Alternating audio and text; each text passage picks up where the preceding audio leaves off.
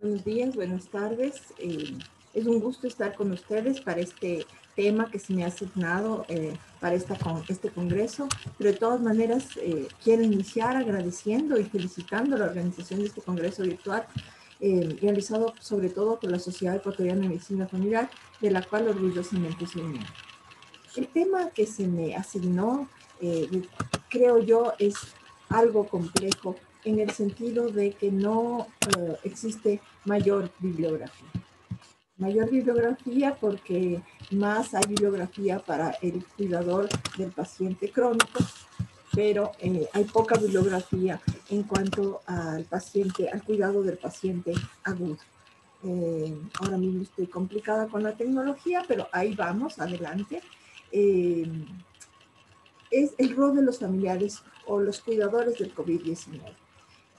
Como les decía, de todas maneras fue complejo, porque cuando hablamos de familiares y hablamos de hogar, hablamos de casa, estamos pensando en una circunstancia, en una ideal que no hay. Pero bueno, para empezar quisiera enfocar a propósito, sobre todo el tiempo que voy a ocupar en el rol que tiene el equipo de salud, el médico familiar, el médico general, el médico general integral, el que quiera acompañar en casa, el que quiera acompañar en el primer nivel de atención, tendrá que seguir algunas pautas para no dejar de pensar en esta familia, en esta comunidad que acompaña al paciente o a los pacientes enfermos.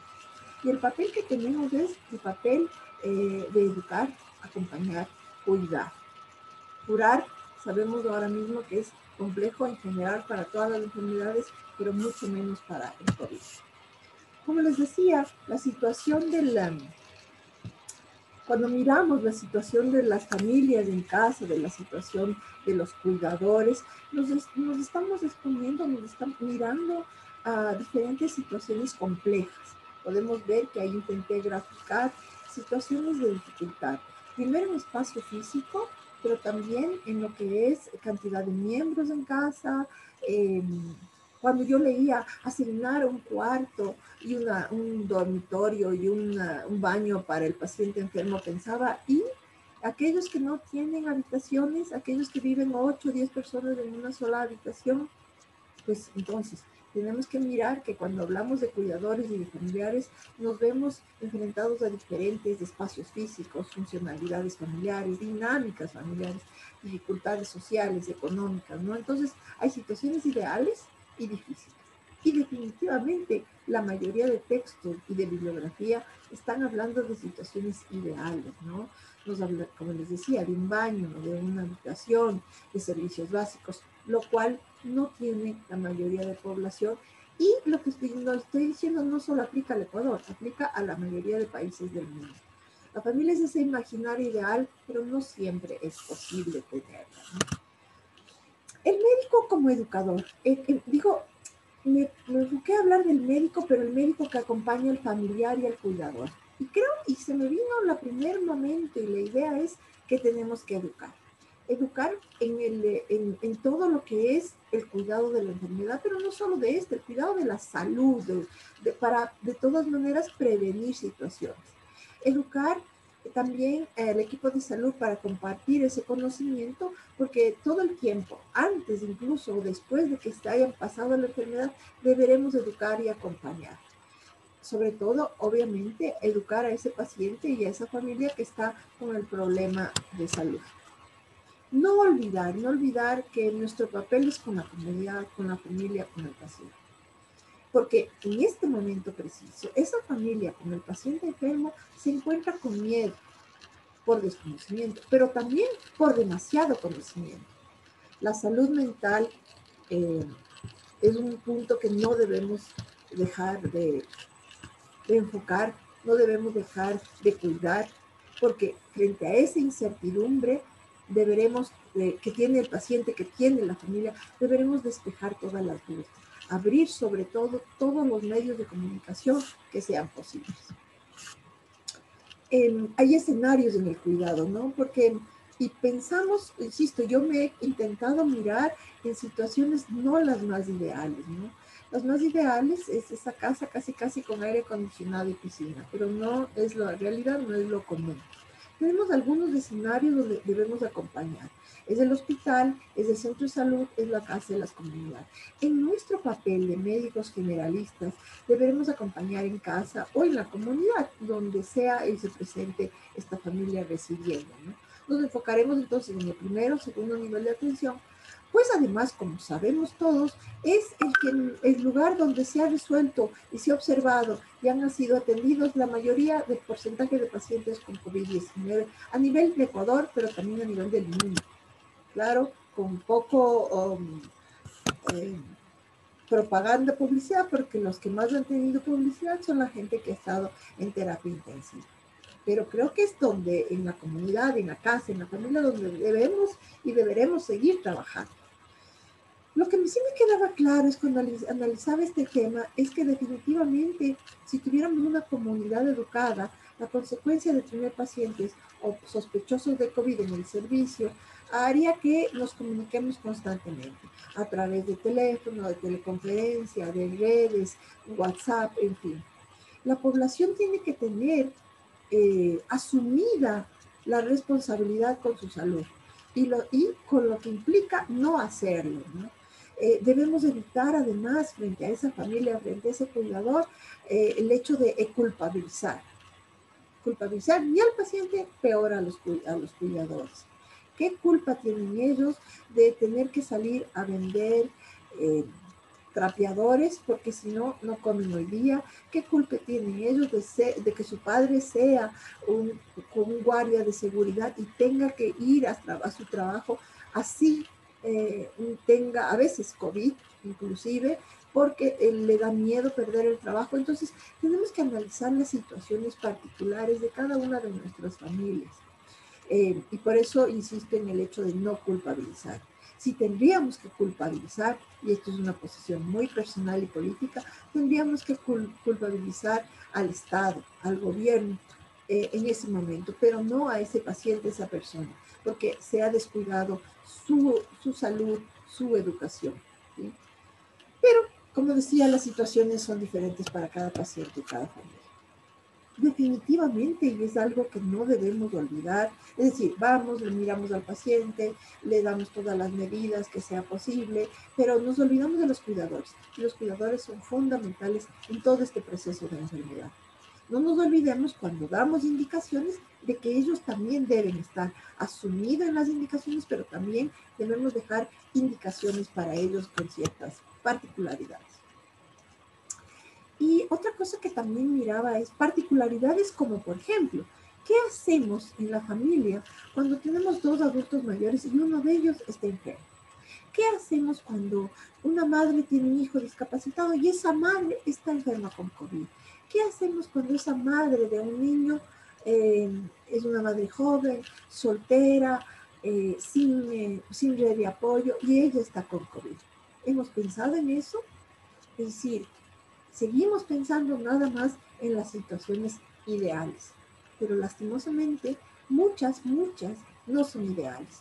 Ahora, quedarse en casa nos recomiendan todo, el CDC, la OPS, quédese en casa, monitoree los signos de emergencia, tenga otra habitación separada del resto de los miembros, use un baño separado, evite tener contacto con los otros miembros del hogar si es que usted cree que está con COVID o sospechoso de COVID, limpie los artículos del hogar, limpie todas las utensilios, toallas, en fin, y si estas condiciones, una línea pequeñita, pero por lo menos hay alguien que tome en consideración, si no está en condiciones, si no hay otra habitación, si hay otras personas con discapacidad o con vulnerabilidad, use mascarilla, intente estar distanciada.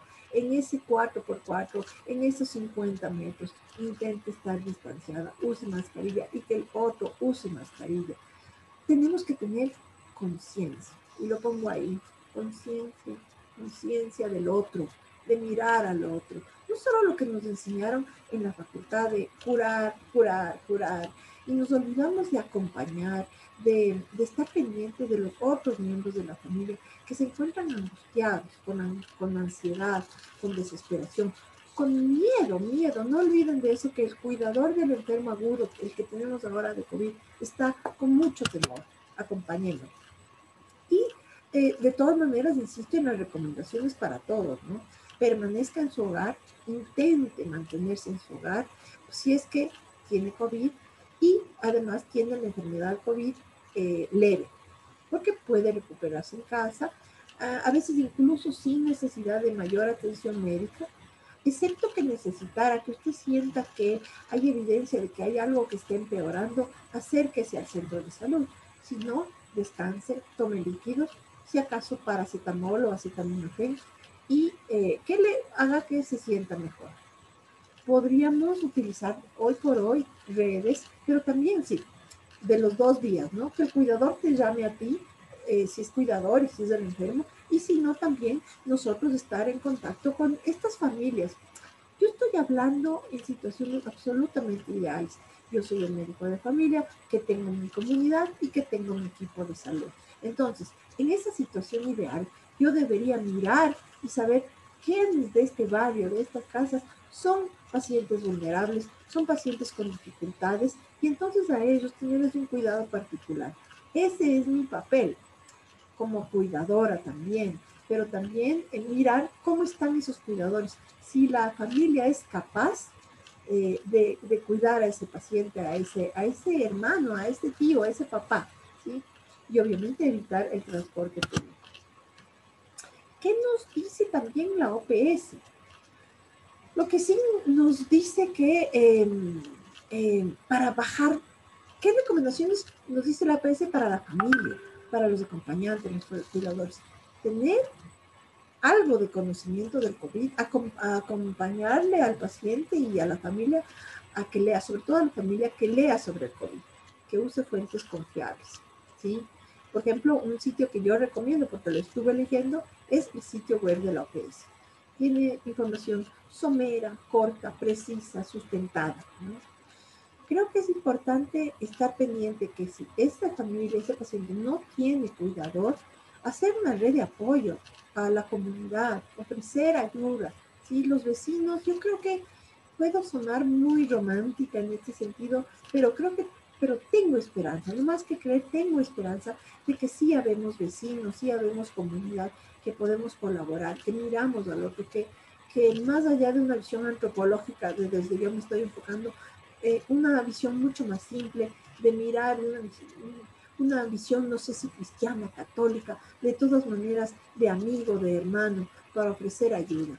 Y a eso podemos apelar a veces cuando vemos a ese paciente enfermo solo, ¿no? También es una situación bastante común y que deberemos socializarla, pero también acompañarla, ¿no?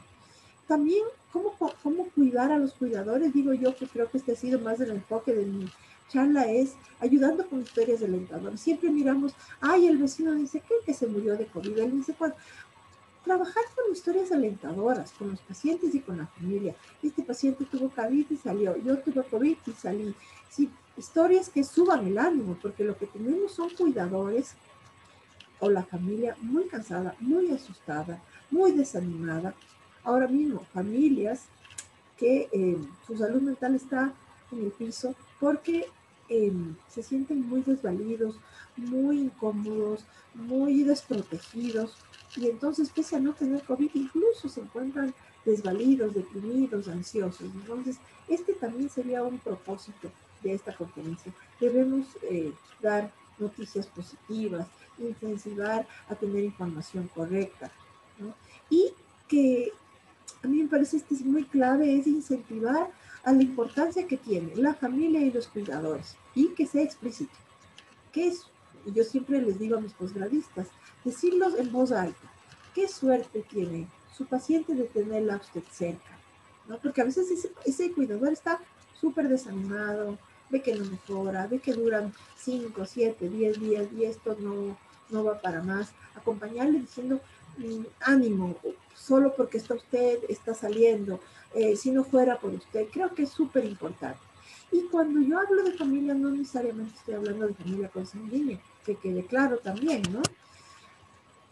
No olvidar cuidados particulares con los cuidadores. Tenemos cuidadores adultos mayores que muchas veces frente a esta responsabilidad y este cuidado están enojadas, están tristes, están ansiosas, necesitamos darle apoyo. y darles información y repetirlo las veces que sea necesaria, porque como ustedes saben, a veces esa información parece que no llega adecuadamente, y preguntar, ¿qué más necesita? ¿Qué preguntas quisiera hacer? Porque nos vienen muchas dudas, ¿no? Sobre todo, además, que si vivimos en comunidad, vivimos en familia, viene la vecina y te dice una cosa, viene tu mamá y te dice otra cosa, viene la comadre y te dice una cosa.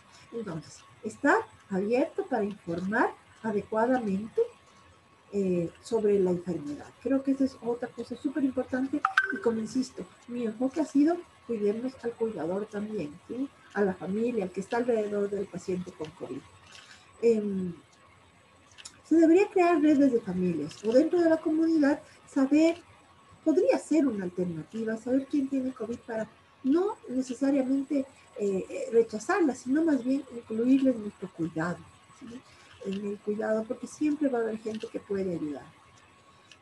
No olvidar que dentro de los cuidadores también tenemos otra cosa particular, gente enferma, ¿sí? Gente con una morbilidad de base, diabéticos, hipertensos, no sé, alguna autoinmune, en fin. No olvidarnos de que ese cuidador, por cuidar, se está olvidando de su salud. Entonces también estar pendiente de que esté proveído por lo menos de medicación y todos los cuidados. Insisto, generar, porque, insisto siempre, algo que lo hemos trabajado desde una visión antropológica, es que este mandil blanco, el que tenemos, nos infunde y nos llena de poder. Poder para usarlo adecuadamente. Poder para generar una red de ayuda, de alimentos, de transporte, de soporte emocional dentro de la comunidad. Insisto, ¿no? Lo de los cuidadores, ¿no? Cuidar la salud mental. Si notamos que algún cuidador está debilitado, está con ansias, llamémoslo. O hagamos que el vecino le llame. Hagamos que otro familiar le llame. Generar videoconferencias, teléfonos, redes, ¿sí? Lastimosamente, cuando hablamos de redes y videoconferencias, estamos hablando de un estrato social que tiene acceso a esa tecnología, ¿no? Yo no creo que sea cuestión de edad, ya lo decía un profesor chileno en otras videoconferencias virtuales a sí mismo, el acceso a la tecnología del adulto mayor no tiene que ver con el adulto mayor, por el ser adulto mayor, sino por el hecho de su capacidad financiera para disponer de esos recursos. Esa es la verdadera realidad del adulto mayor. A veces les cuesta un poquito más de aprender, pero aprenden. El asunto es la capacidad monetaria, ¿no? No olvidemos de esto, tengamos conciencia. Una cosa es recomendar todo lo muy lindo que dice el OPS y la CDC, y otra cosa son las verdaderas realidades de nuestras familias. No olvidemos preguntar cómo se siente el cuidador, cómo están sus sentimientos, ¿no? Sus necesidades. Nos fijamos en él y nos fijamos, le damos todas las indicaciones del paciente con COVID y nos vamos, allá que se arregle. Fijemos un poquito de nuestro cuidado también en el cuidador, ¿no? Demos información. Hay mucha información, como les decía, de cuidadores de enfermos crónicos. Poca información de enfermedades agudas y menos la COVID, que tiene tanta implicación, ¿no? El COVID que tiene contagiosidad, mortalidad, información nueva, buena, mala. Es tan nuevo, ¿no? Menos de un año que tiene esta enfermedad y nos ha hecho que no tengamos herramientas reales eh, o digamos escritas con un sustento para que nos den indicaciones. Pero yo creo que no hace falta. Miremos las necesidades, y las necesidades son emocionales, sobre todo porque frente a esta contagiosidad, mortalidad, nos da mucho, mucho miedo. No olvidemos acompañar en ese sentido y despejar en lo que más podemos hacer para los cuidadores. Estoy pensando en los cuidadores sobre todo. Cómo acompañarlos, ¿no? Podemos insistir. Esto es clave también, es no hablar de curas milagrosas ni mágicas. Creo que esto es básico porque alrededor de esto novedoso también se han generado aparentemente nuevas soluciones mágicas y milagrosas que definitivamente desde la ciencia un poquito más cuidado hemos visto que hay cosas que han venido curanderos mágicos y la verdad que no ha sido posible no es posible este acceso, ¿sí? Con respeto, si tiene alguna creencia, pues obviamente compartirla, pero a veces algunas curas milagrosas ofrecidas, como hemos visto en el camino, han sido absolutamente más bien dañinas, ¿no? Hay una pequeña guía adicional para personas que viven en espacios reducidos y viviendas compartidas que básicamente tiene que ver con el uso de mascarilla, intentar distanciamiento cuando no tenemos esa otra habitación, ese otro baño y acelerar un poco el cuidado de la superficie, ¿no? Si es posible, haga que una sola persona de ese grupo atienda a la persona enferma. La persona que encargada de los cuidados debe ser alguien que no tenga mayor riesgo de enfermarse gravemente y debe minimizar el contacto con las demás personas del hogar. Una cosa importante que ya les he repetido es, dentro de la mascarilla y del distanciamiento, es que tenga un importante flujo de aire, ¿no? Las ventanas, un ventilador, será importante para evitar que se quede estancado el virus. Otra cosa importante, no olviden los niños en casa. Los niños están ahí mirando, observando todo y hay que también despejarlos porque otros miedo, que tienen miedo y que a veces quieren ayudar, están preocupados, son los niños. Lo que sí es importante, distáncielos. Sí se ha visto que hay poca mortalidad en los niños, pero igual hay que evitar que se enfermen. Usted mismo distánciese de los niños, aléjese de los niños si es que usted es el paciente con COVID. Hay que aconsejar en ese sentido, diciéndole al paciente y diciéndole que lo importante, la edad de que tenga al niño como médico, aclararle, explicarle en qué consiste este enfermedad. A veces le ven detrás de la puerta y pueden creer que va a morir o que tiene algo terrible. Aclarar y despejar todas las dudas. Decirles a los cuidadores que si hay niños en casa, expliquen eso, ¿no? De todas maneras, algo para cerrar, debo decirles que la familia, ya no sé si estoy diciendo nada nuevo, más que todo he hecho recordarles, tener una conciencia, sensibilidad, sentido común, no olvidarnos del acompañante de la familia. Y digo acompañante porque no necesariamente los cuidadores, la gente que está en casa es consanguínea, pero sí es familia. Porque si esa persona está colaborando con el cuidado, vive bajo el mismo techo, comparte la misma olla, es familia. Y a esa familia también hay que evitar que se enferme y que sigamos propagando el virus, porque de todas maneras siempre habrá, siempre es alto la posibilidad de morir. Comparto esta frase de Sartre porque cuando he hablado de familia he hablado de amor. Pero también es importante no quedarse solo con el amor. El amor es importante, pero también tenemos que ser objetivos, porque si solo nos sometemos al amor, a veces el amor puede generar daño. Tenemos que también intentar dar y recibir amor, porque de ella me gira más amor, ¿no? No debemos someter ni ser sometidos, y en ese sentido será importante ese amor que la familia propone, acompañando nosotros con algo de ciencia que podría decirse que tenemos. Muchas gracias.